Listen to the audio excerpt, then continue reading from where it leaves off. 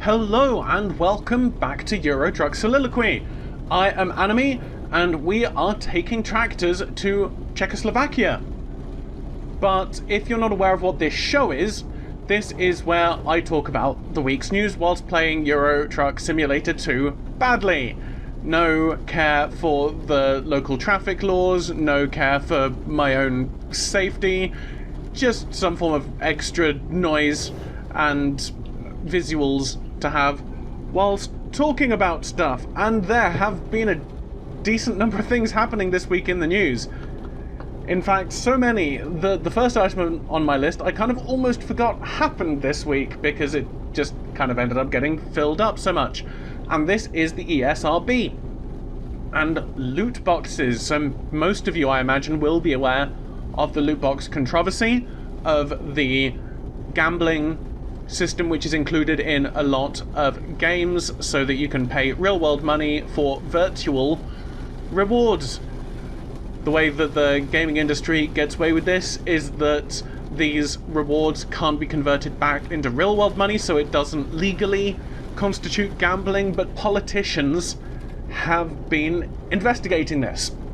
There's been a decent amount of grandstanding about the issue for sure, but also some positive changes, like looking at legislation to make loot boxes disclose probabilities and that sort of thing. But the industry has been a little bit worried. And the ESA, the Entertainment Software Association, is an industry group in America who set up the ESRB, who are the ratings guys. And they have proposed a new rating system because they're a ratings board. Rating things is what they do. They see a problem, let's just put a new rating on it. Sure. And ratings, I think, would undoubtedly be helpful in letting parents make informed decisions.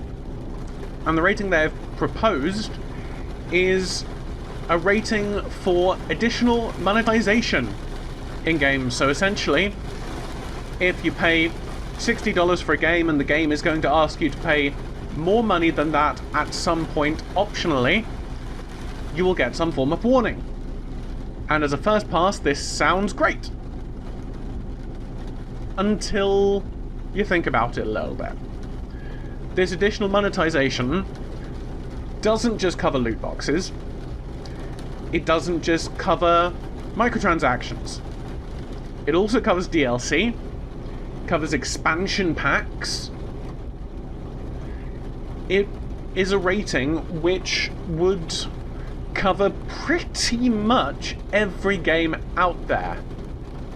There are some which don't do DLC and expansion packs, but in the main, this would cover everything from Call of Duty and Shadow of War to Skyrim.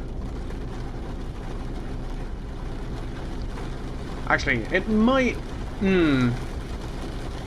I guess at this point with the PlayStation and Xbox stores, you would get the DLC digitally. I guess it would depend on whether you could get it within the game. Right, so Skyrim might actually not be covered in that. That might have been a bad example. Let's see if I... There we go. I always forget which ones are my windscreen wipers. But the ESRB had this to say. To most parents, money is money. This label, the one which would cover pretty much every video game, and parentaltools.org give parents the tools to set reasonable boundaries and better manage how their kids interact with games. Still, this is just step one. So it'll be interesting to see what future steps will be, and if this is not everything, that would be good, because this currently is nothing. This is essentially just changing every video game box art by a very small amount. It's not saying which games have got this loot box gambling system in. And there is a very special level of psychological manipulation which goes on in these gambling systems which is not present in DLC. Well, depending on the... No, I feel confident in saying that. In DLC. And this really does feel like a way to get politicians off their backs, to look like they're doing something without actually doing something. It would just act as something which people would filter out.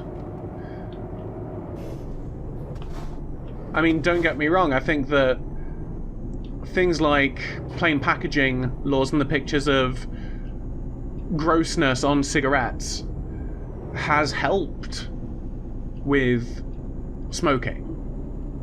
But the people who do smoke, they just filter it out. Because you do, after a while, you see it so frequently, it's not gonna bug you. And I feel like this would happen. Ooh, running out of fuel. I really should fix that. Let's go in here. I also want to buy a new truck, and unfortunately, I was gonna do that in the time between episodes, but unfortunately, I haven't bought enough trucks yet to be able to buy them online here yet, so I actually have to visit the dealer. Okay. That's good. Let's go visit that truck dealer. Because I think that there's either a truck dealer or a recruitment agency in this town. I'm hoping for a truck dealer. Although it looks like an agency. But we'll see. I think some form of... And let's also get real. If you're asking parents to visit a website every time their kid wants a video game, most parents, for a start, aren't necessarily going to know about that website. I mean, I play video games quite a lot and I was unaware of the website. Well, welcome to Traffic Jam Simulator.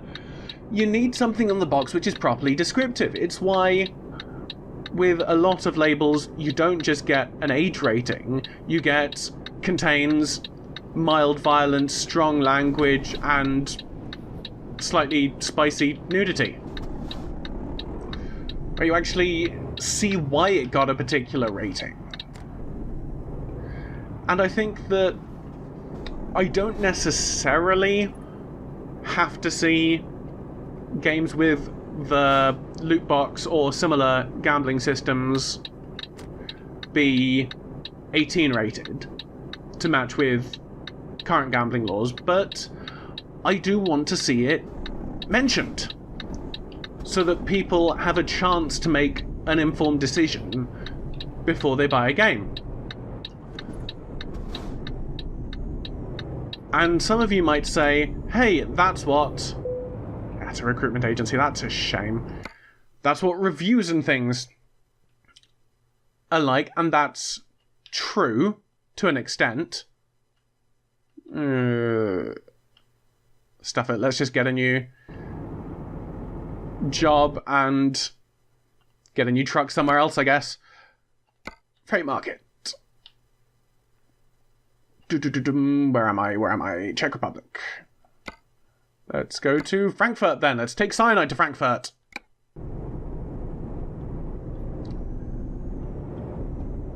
So yeah, some of you might say, read reviews and so on, and if you're buying a game for yourself, then I would certainly encourage that.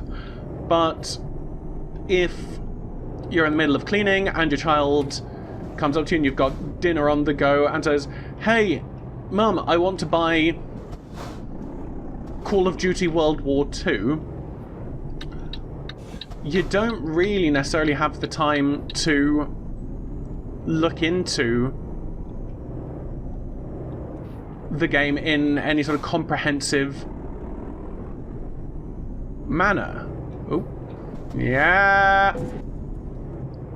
I know, I shouldn't have done that. But in all fairness, that lorry did drive into me. You're not necessarily going to have either the time, the inclination, or the knowledge to look into it as it deserves. And companies do intentionally try and make it less...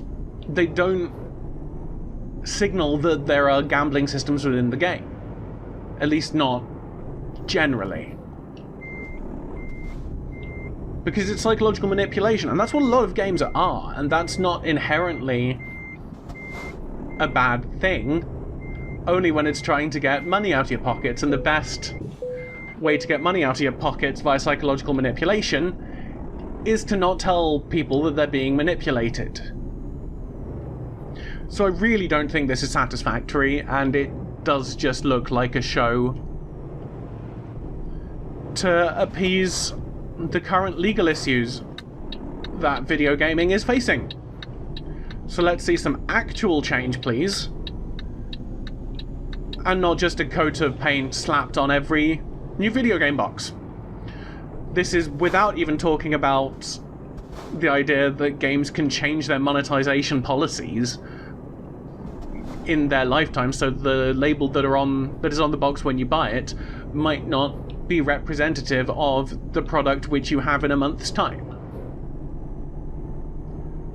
I mean, that would be a pretty short-sighted tactic, but it is one that could be employed. Okay, so the next thing that happened this week was Chrono Trigger. Some of you no doubt will have heard of Chrono Trigger, much beloved. Oh, no, this isn't YouTube screwing up. This is the frame rate dropping to 0. There we go. It was almost as if the game knew that we were talking about Chrono Trigger and wanted to display a game screwing up. So this is a much beloved SNES game. I've played it, never had a SNES, I did emulate it, and I thought it was a tremendous game. I love JRPGs, and hearing that it's on Steam, because I believe it was announced and released on the same day, which Square Enix have... I don't know if they've exactly done that before, but I swear I remember hearing about the Final Fantasy... Was it Final Fantasy X and X-2 PC port maybe about a week before it released? It might have been 9, but I think it was 10. So they have a little bit of history of just suddenly appearing with a port. Which I don't necessarily think is a bad thing.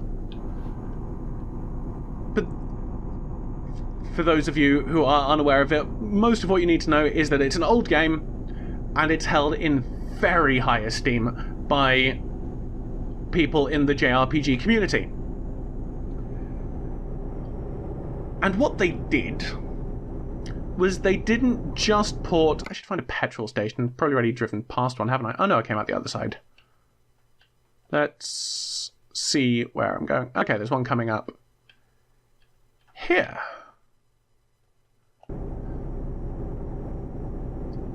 So they didn't just port the SNES version, because they'd actually previously ported it to relatively modern systems, because they'd done a mobile port. And they decided, okay, we've done some work, we've upgraded some of the assets, because mobile phones now have more power than the SNES did back in the day. Let's essentially use that as our base, and I think that's fine. I think a lot of people take issue with some of the graphical porting issues that happen with porting to PC from mobile, because you tend to, I think you tend to use different sprites and so on for mobile gaming. And so a lot of people had issues with the port of Final Fantasy VI, for instance. I really didn't. It wasn't something I noticed, mostly because graphics on the older Final Fantasy games are not things I notice. I've played them on Game Boy Advance, right? And Game Boy Advance, compared to now, dreadful graphics. But you look past it. But my main issue with this port is not the graphical side of it, which I can understand people getting, or not being pleased with, shall we say. But it is instead the wholesale inclusion of the mobile interface. Now, I don't know if you guys are aware of this, but people tend to interact with mobile games, or mobile phones even, and PCs in very different ways. If you're playing a JRPG, you're likely to be wanting to play that with either keyboard or on a gamepad. You're probably not thinking about mouse controls and tapping and dragging and poking and prodding and stroking and squeezing and bopping and flicking. But that's what you've got in the Chrono Trigger port. You wouldn't even think it would be too much... How do I get to the petrol? This way. You wouldn't even think it would be too much of a problem to essentially revert it back to the original interface and control schemes. It's not as if controller remapping is too difficult, and the original game's control system was fine, you just needed to do button maps. But no. You've just got mousey, draggy, pokey, proddy, squeezy, spinny horrendousness. Come on, are we nearly full? There we go. And all that Square Enix needed to do was bundle together Chrono Trigger with a copy of ZSNES, the emulator, and call it a day and charge 10 quid for it. I mean, people would have complained a little bit, but nowhere near as much as this. Come on, what's happening, computer? And it's just embarrassing.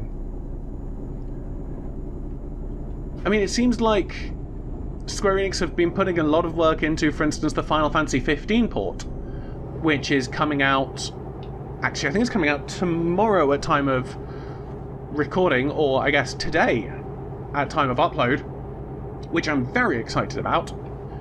I've never had a chance to play Final Fantasy 15 before, and I would really quite like to.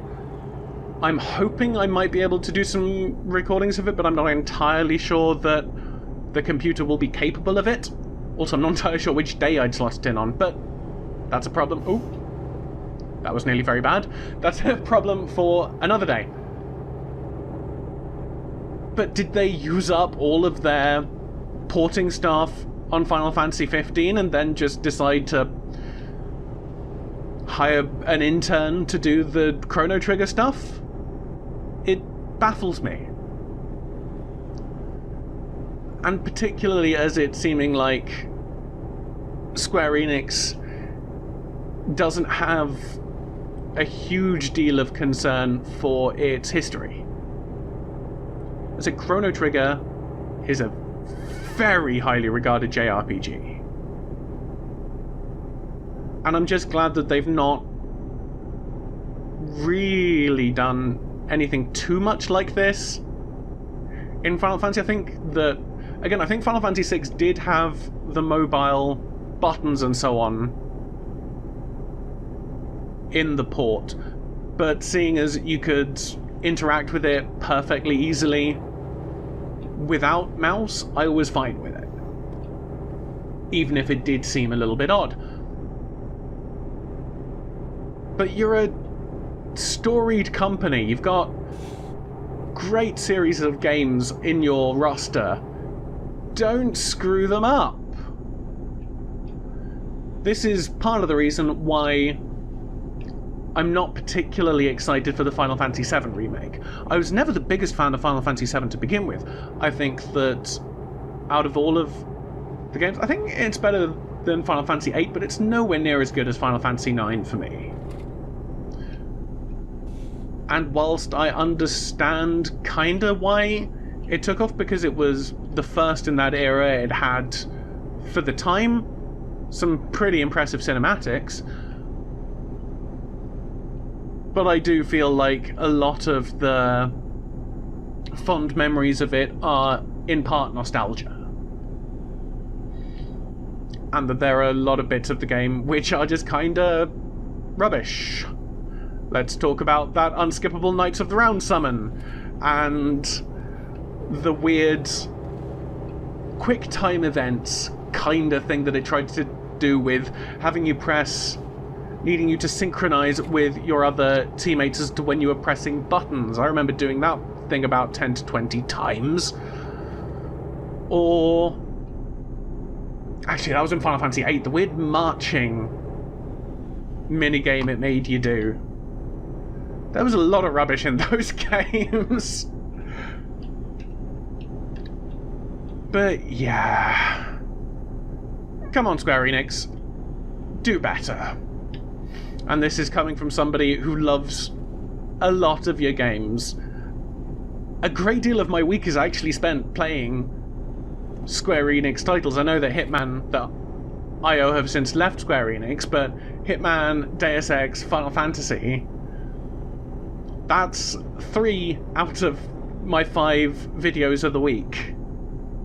Sometimes 4 out of 6 if there's a elusive target coming up. I love you, but do better. Okay. So the next thing on the docket is, it gets a little bit more sad and serious as we have to talk about the Parkland shooting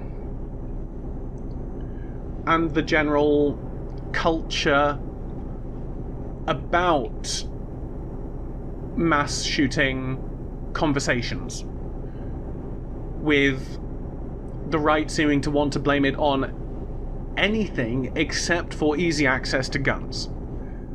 It could be mental health, it could be culture, it could be, as it has been recently, video games. Wow.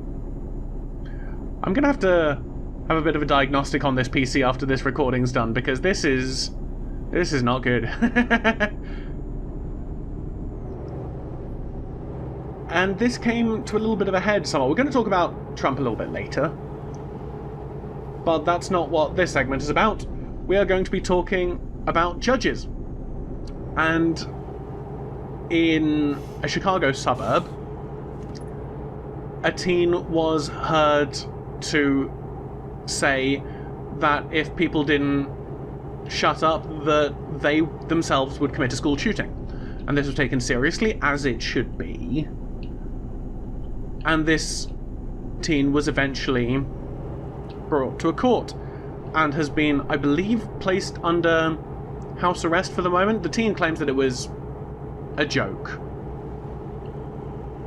Right? And you can see how that sort of thing might be a stupid teenage joke. People say stupid things all the time. Just ask all the airport security personnel have to deal with people joking about bringing bombs onto a flight. And having been a teenager myself, I could see that being a part of the rhetoric, but people are understandably nervous. And these things have to be dealt with seriously and should be investigated. But the part of this which is weird is that the judge has banned this kid from playing violent video games.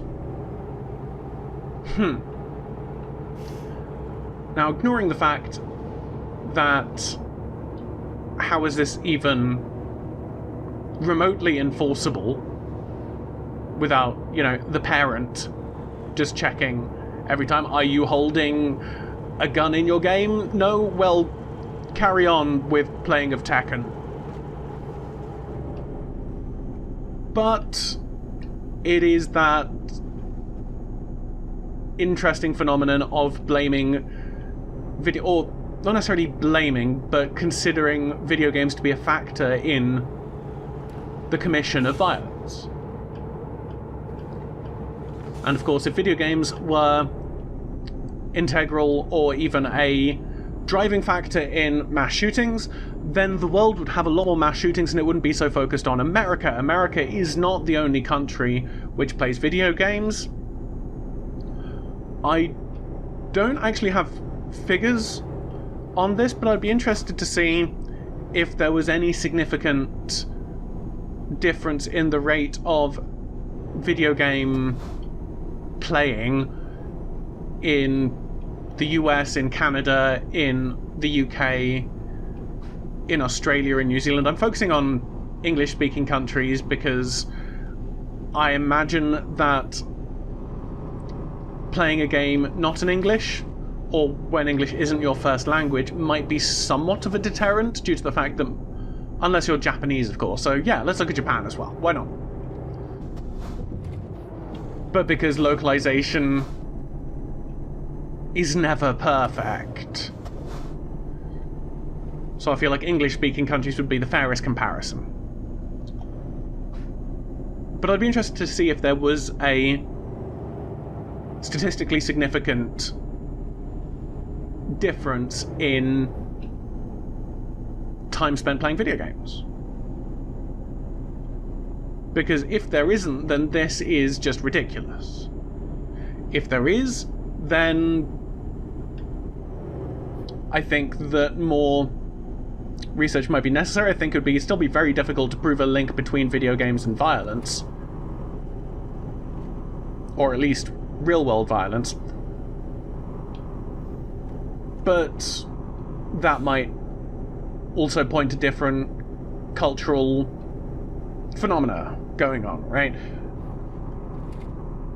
But essentially, if there is no difference in rate of playing video games, then it's pretty difficult to argue that video games cause gun violence. But in defense of this ruling, apparently banning the students' access to violent video games came at the request of Assistant State's Attorney Louisa Knuckles. Apparently, this attorney is an echidna, so good on them. Pro-echidna, barrister privileges. Really, what's going on here? Okay. But this person made it a motion to make it a condition of the kid's release. It wasn't intended as a punishment, but rather as an extra precaution to ensure that he was a successful home detention. I don't know what a successful home detention means. I presume that means that was successfully detained at home, and I would really think that video games would help in home detention. But maybe also intended as a punishment to make sure that this kid feels bad for to make sure they're bored. I mean, that also feels a little bit weird to me. To make them feel picked on by the state, taking away their fun. But apparently it wasn't intended as a punishment. Just, it's there to punish them?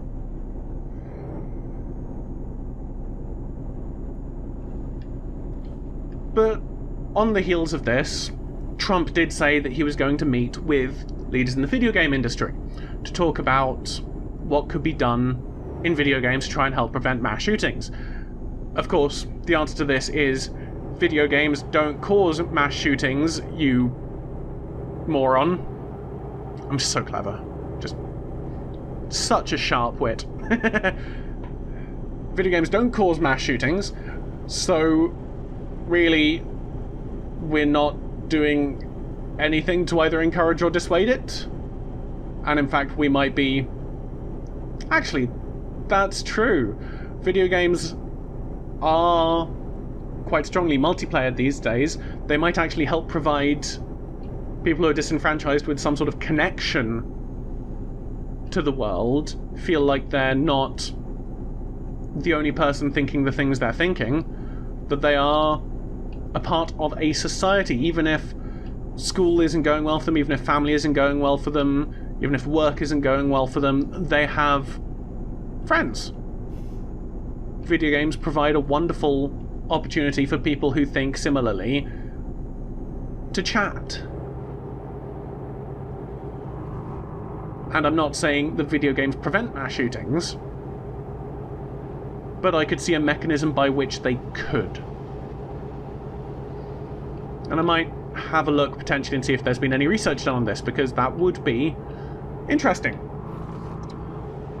But yes, Trump says that he's going to meet with members of the video game industry. And the video game industry doesn't know about this. So, White House Press Secretary wow, I couldn't say the word secretary there. White House Press Secretary Sarah Huckabee Sanders said that the president planned to meet next week, which I believe is this week, with the leaders from the video game industry to see what they can do on that front, presumably talking about violence and mass shootings. And yes, so the ESA were contacted and they have no idea what's going on. And if we're talking about meeting with the video game industry in America, it's gonna be the ESA, which is the industry's self-regulatory body. They have got no idea what's happening. Various individual developers who've been contacted know nothing. So are we just going to get Trump turning up at the headquarters of EA and saying, hey, we need to talk about these video game things? Actually, I was supposed to go to a truck dealership, wasn't I? There's probably one in Frankfurt. I'm passing by some places, that'll do.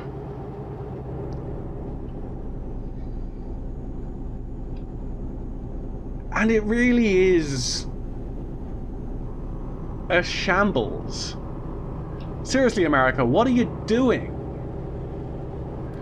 Not to mention the amount of people who are disparaging the survivors of the shooting, claiming that they know nothing about gun regulation, that they shouldn't be in this discussion because they're so young and suffering potentially from PTSD. Although, just because you are existing after a traumatic event or post-trauma, you don't necessarily have a stress disorder. A lot of people will do, a lot of people won't, and more importantly, it's not relevant to the discussion.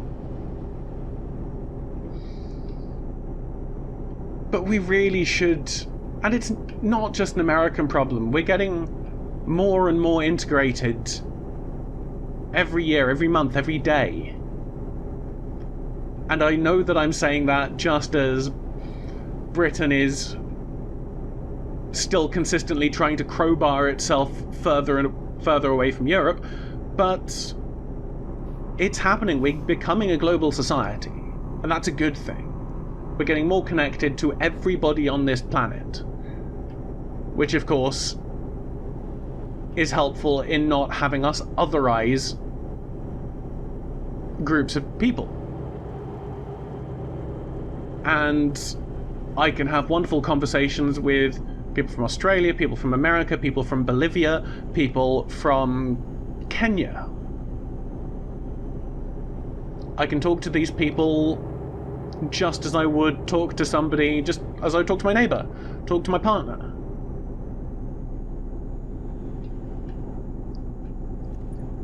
And I like that. And it makes me feel positive for the future, even in this world where there are individual twazzocks. Individuals who would foment hatred towards other people. Individuals who would dislike other people because of the colour of their skin, because of their sexual orientation, because of their gender, because of what colours or music they like.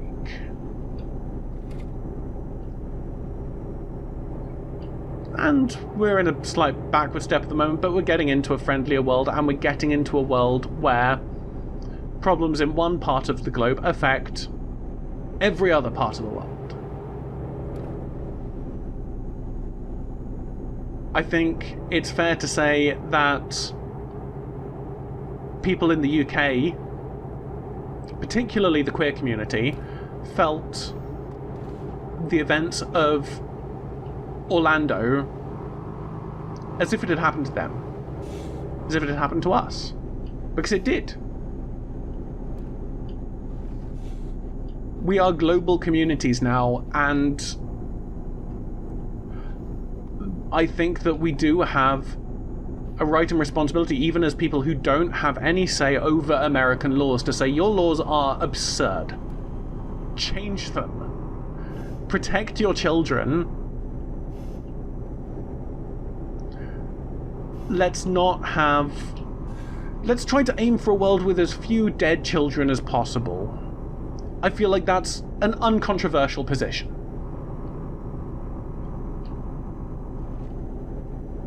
And let's remember that it's the Second Amendment and it can be changed, and just because we're not in America, that doesn't mean that we have to shut up about it. Because, let's be honest, America's never tried to impose its values on other countries in the world, has it?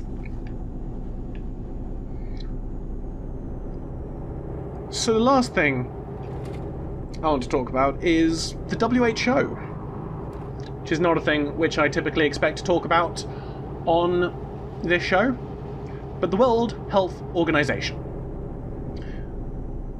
They are a world body who deals with health, and in particular they publish the diagnostic manuals for diseases and afflictions and so on. And back in December, it was announced that video game addiction was going to be added to this diagnostic manual. And the reasons for adding it seem to be very much based on, yeah, people play video games to the detriment of other things in their life, it affects them negatively. Maybe this is not a good thing.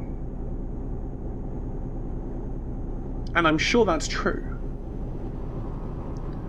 Although I'm curious to see how it differs from other habit-forming practices. I think that specifying particular addictions might not necessarily be helpful, but if the evidence is there for it, then the evidence is there for it. But there has been some research lately, which, or rather not necessarily a paper published, or paper written recently. I believe it's still under review, I think. Doing this one-handed, not easy. Which throws this somewhat into question. This is a paper which is currently up on the Psych Archive, where you can access it for free. Unfortunately, I failed to actually note down the title of it for you to find it, but if I remember, I'm going to try to put it in the description for the episode this week. And I've kind of forgotten to do that. I generally provided links to all the stuff I talked about when I first started this show, but I kind of ended up forgetting to do that, so whoops. Mea culpa. But the abstract reads, and if I don't crash whilst reading this out, it will be impressive. We provide suggestions about the level of evidence that might be required for such a diagnosis. Previously in the abstract they said that because of the social impacts it might have, the level of evidence required to make such a diagnosis and to even have it be a diagnosis should be higher. But yes, they provide suggestions about the level of evidence that might be required, transparent and pre-registered studies, a better demarcation of the subject area that includes a rationale for focusing on gaming in particular versus a more general behavioural addictions concept, which is what I was talking about earlier about, is gaming at all special here? What is it that makes it, if it is, what makes it more prolific? The exploration of non-addiction approaches and the unbiased exploration of clinical approaches that treat potentially underlying issues such as depressive mood or social anxiety first, and that was very close. We acknowledge that there could be benefits to formalising gaming disorder, many of which were highlighted by colleagues in their commentaries. But we think they do not yet outweigh the wider societal and public health risks involved. Given the gravity of diagnostic classification and its wider societal impact, we urge our colleagues at the WHO to err on the side of caution for now and postpone the formalisation.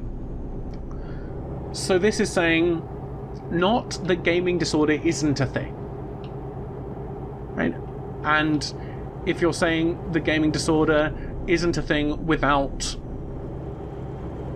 having any research at your fingertips which is not funded by the gaming industry, very crucially, you shouldn't say that it doesn't exist. I believe in evidence-based medicine, so if there is evidence for it, even if I dislike it, we have to admit that it's true.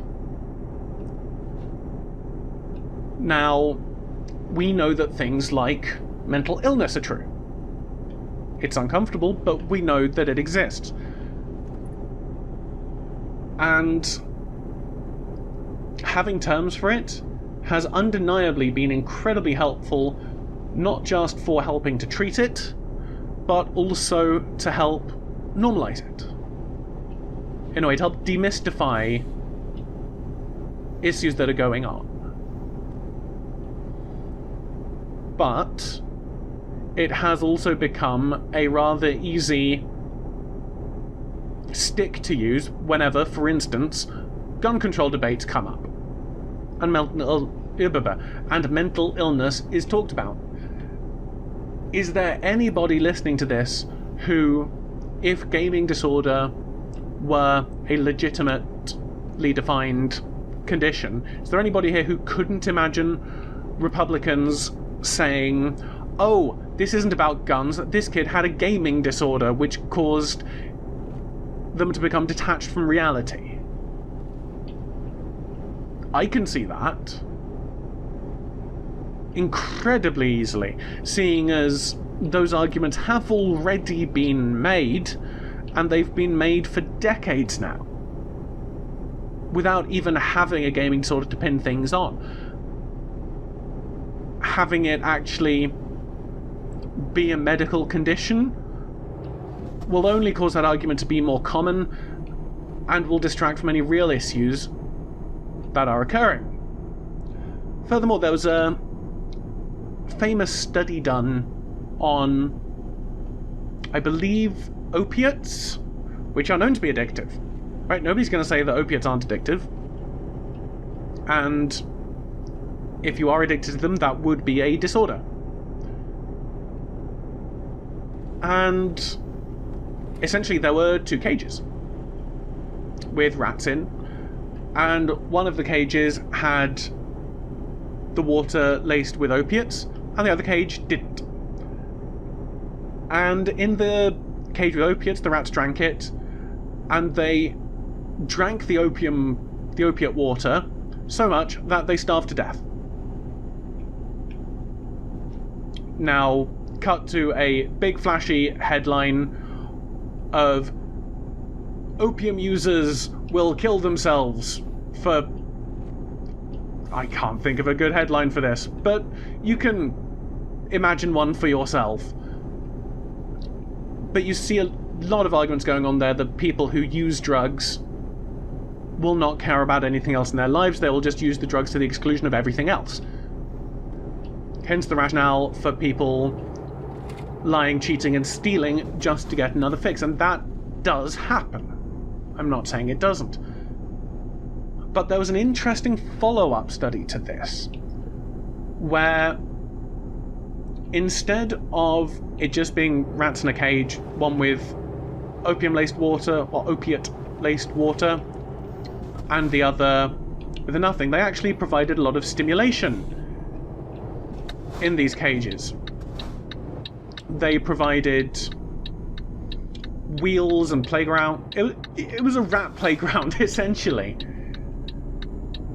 And you know what they found? You found that the rats, they did enjoy getting high.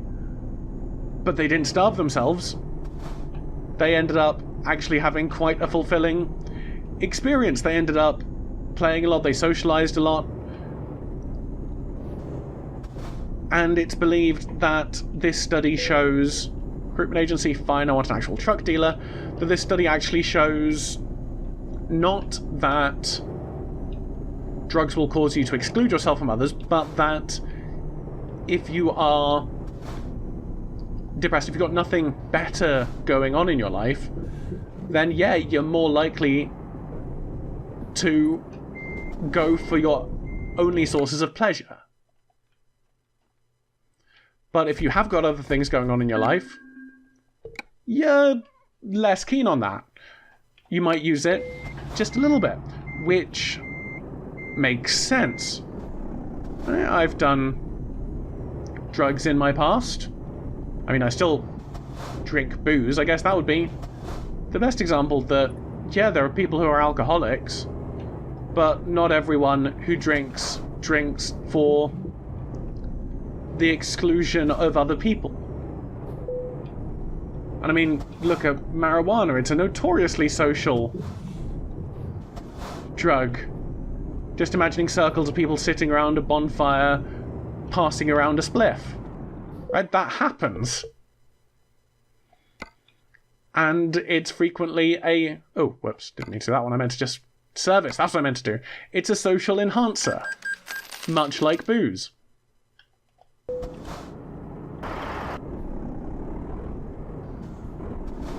And I would be amazed if video games didn't fall under a similar category. Because, let's also be honest, video games are not physically addictive. There are things that might be going on which might have you form habits. It might be something more similar to gambling addiction. And if the evidence is there, as I said, we should definitely agree with it. Okay, which of these am I going for? Let's just purchase the cheapest one. No, I do not want to drive my new truck. That can go in London. But yeah, I want to see more research on this, and I do agree that there are quite significant downsides to making this an official medical diagnosis. Oh, I've got quite a lot more. I can purchase a second one. Yay! But I think this is where I'm going to leave it. So if you've enjoyed this episode, please give it a like. Subscribe if you want to see more like this. I do playthroughs of Hitman, Deus Ex, Mankind Divided, and Final Fantasy XII, and I do impressions of games, as well as every week another one of these episodes, so please check those out. If you have anything you want to add to this, please leave a comment below. If you disagree violently with anything I've said, change my mind. But above all, I hope that you have a lovely rest of your day. Goodbye!